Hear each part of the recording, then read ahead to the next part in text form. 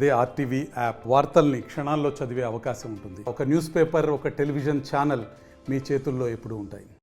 లేదు, మనం IVRS feedback ఆధారంగా ప్రతి మండలి కూడా విజిట్ చేసి ఫీల్డ్ ఫంక్షనరీస్ కి ముందు దిశానిర్దేశం చేయడం, వాళ్ళు ఎలా వర్క్ చేయాలి, వాళ్ళు ఎక్కడెక్కడ మిస్టేక్స్ చేస్తున్నారు, వెరిఫికేషన్, ఫీల్డ్ ఎంక్వైరీ పారదర్శకంగా చేయడానికి వాళ్ళు ఏమేమి చర్యలు తీసుకుంటే ఇంకా ప్రజలు సంతృప్తి చెందే అవకాశం ఉంటుంది. ఇవన్నీ కూడా ఫీల్డ్ ఫంక్షనరీస్ కి చెప్పడానికి వచ్చాము. అలాగే రెవెన్యూ యాక్టివిటీస్ ఏదైతే ఉన్నాయో, regularisation drive, government lands identification, alienated lands reverification, ఇవి ఏదైతే మనకి ప్రభుత్వం నుంచి ఆదేశాల మేరకు మనం పని చేయాలో ఇవన్నీ కూడా గైడ్ లైన్స్, రూల్స్ వాళ్ళకి అర్థమయ్యే విధంగా మండల్ ఇన్స్పెక్షన్ తప్పితే మీరు అనుకుంటున్నట్టుగా ఇదేమి ఎంక్వైరీ కోసమో ఇక దేనికోసమో వచ్చిన విజిట్ అయితే కాదు. మనం ప్రతి రీసర్వే అయిన విలేజ్ లో కూడా రీసర్వే గ్రామ సభలు కండక్ట్ చేయడం జరిగింది. అలాగే రెవెన్యూ సదస్సులు కూడా జరిగాయి. ప్రతి రెవెన్యూ విలేజ్ కి తహసీల్దార్ వాళ్ళ టీమ్ విలేజ్ కి వెళ్లి వినతులు, విజ్ఞప్తులు తీసుకోవడం జరిగింది. దాని మేరకు అన్ని కూడా ఇప్పుడు ఫీల్డ్ వెరిఫికేషన్స్ అన్ని జరుగుతూ ఉన్నాయి. సో ఎంక్వైరీ ప్రాసెస్ ఎలా అవుతుంది, అందులో మండలంలో ఇప్పటికి వచ్చిన గ్రీవెన్సెస్ లో 50% గ్రీవెన్సెస్ రిడ్రెసల్ కూడా అయ్యింది. సో రిడ్రెస్ అయిన గ్రీవెన్సెస్ ఎలా జరుగుతున్నాయి అనేది కూడా వెరిఫై చేయడం జరిగింది. తర్వాత ఎక్కడెక్కడ గ్యాప్స్ ఉన్నాయో ఆడిటింగ్ చేస్తున్నాం. అంటే ప్రతి రిడ్రెస్ అయ్యి ఎండోర్స్మెంట్ ఇచ్చిన రెవెన్యూ సదస్సుల గ్రీవెన్స్ ఆడిటింగ్ చేస్తున్నాం. మళ్ళీ ఒకసారి ప్రాపర్ ఎండోర్స్మెంట్ ఇచ్చారా లేదా అనేది వెరిఫై చేసి, లేదు సరిగ్గా లేదు అంటే రీఓపెన్ కూడా చేస్తున్నాం. సో ఇదంతా కూడా మనం పారదర్శకంగా చేయడానికి గ్రీవెన్స్ చేయగలిగిన గ్రీవెన్స్ 100% చేయాల్సిందే. ఏమైనా లిటిగేషన్, కోర్టు కేసు, ఇలా ఫ్యామిలీ డిస్ప్యూట్స్ అవి ఉన్నవైతే అవి ప్రాపర్ గా ఒక స్పీకింగ్ ఎండోర్స్మెంట్ ఇచ్చి అర్థమయ్యే విధంగా వాళ్ళకి చెప్పడం అనేది కూడా ఇంపార్టెంట్. సో ఈ లైన్స్ లో మనం అన్ని చర్యలు కూడా తీసుకోవడం జరుగుతుంది. ఇప్పుడే రీసర్వే గ్రామ సభలు, రెవెన్యూ సదస్సులు అన్ని జరిగాయి కాబట్టి మనం ఎప్పుడు రెవెన్యూ డిపార్ట్మెంట్ ప్రజలకి అందుబాటులో ఉన్నాం.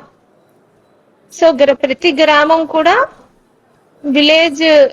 ప్రతి విలేజ్ కూడా తహసీల్దారు, మండల్ సర్వేయర్ వాళ్ళ టీము విజిట్ చేసి గ్రీవెన్సెస్ తీసుకొని ఒక 4 రోజుల పాటు మనం ప్రతి గ్రామాన్ని విజిట్ చేసి అక్కడ సభ పెట్టి విజ్ఞప్తులు తీసుకొని అవి పరిష్కరించే ఇప్పుడు చర్యలు అయితే తీసుకోవడం జరుగుతుంది. కాబట్టి రెవెన్యూ డిపార్ట్మెంట్ ప్రజలకి ఇప్పుడు అందుబాటులో ఉంది, ఎప్పుడు కూడా అందుబాటులోనే ఉన్నాం. కాబట్టి ఎక్కడైనా గ్యాప్స్ ఉన్నాయి, ఎక్కడైనా కొన్ని పొరపాట్లు జరిగాయి అంటే తప్పకుండా వాటిని కరెక్ట్ చేసుకొని ప్రజల సాటిస్ఫాక్షన్ లెవెల్ పెంచడమే మనకి ఇంపార్టెంట్. దాని 130 ప్రకారం government lands inspections, housing for all, ఏదైతే అర్బన్ లో 2 సెంట్లు, రూరల్ లో 3 సెంట్లు భూమి ఎలిజిబుల్ బెనిఫిషియరీస్ కి ఐడెంటిఫై చేయడంలో భాగంగా గవర్నమెంట్ ల్యాండ్స్ అన్ని వెరిఫై చేయాలని సూచనలు ఉన్నాయి. దాని ప్రకారం కూడా ఫీల్డ్ ఫంక్షనరీస్ ప్రాపర్ గా చేసే విధంగా వాళ్ళకి సూచనలు ఇవ్వడం జరిగింది. ఇలాగ మొత్తం రెవెన్యూ యాక్టివిటీస్ ఫీల్డ్ లెవెల్ కూడా విఆర్ఓస్ తో, విలేజ్ సర్వేయర్స్ తో, మండల్ ఆర్ఐస్ తో అందరితో కూడా రివ్యూ చేసి వాళ్ళకి సూచనలన్నీ ఇవ్వడం జరిగింది. ముఖ్యంగా ప్రజల సాటిస్ఫాక్షన్ అనేది మనకి important. So revenue services, survey services పారదర్శకంగా ఉండాలి. ప్రజలు సాటిస్ఫాక్షన్ లెవెల్ ఆర్ఓఆర్ కింద వాళ్ళు మ్యూటేషన్స్ కి అప్లై చేసుకుంటారు పాస్బుక్ల కోసం. ఇదంతా కూడా జిఎస్డబ్ల్యూఎస్ సర్వీసెస్ లో భాగంగా వాళ్ళు అప్లై చేసుకుంటారు. ఆన్లైన్ వచ్చిన అప్లికేషన్స్ ని ఫీల్డ్ లెవెల్ లో సర్వే చేయాలి. దాని ప్రకారం ఫార్మైట్ జనరేట్ చేస్తాం పాస్బుక్ ఇచ్చే ముందు.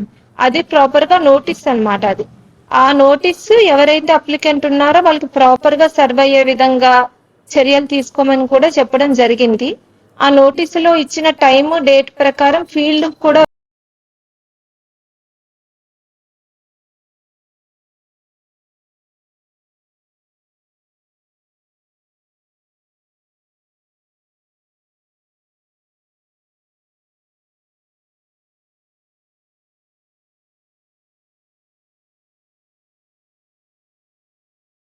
మరిన్ని వీడియోస్ కోసం ఛానల్ ని సబ్స్క్రైబ్ చేయండి. లేటెస్ట్ అప్డేట్స్ కోసం వాట్సాప్ ఛానల్ ని ఫాలో చేయండి. అండ్ లింక్ డిస్క్రిప్షన్ లో ఉంది.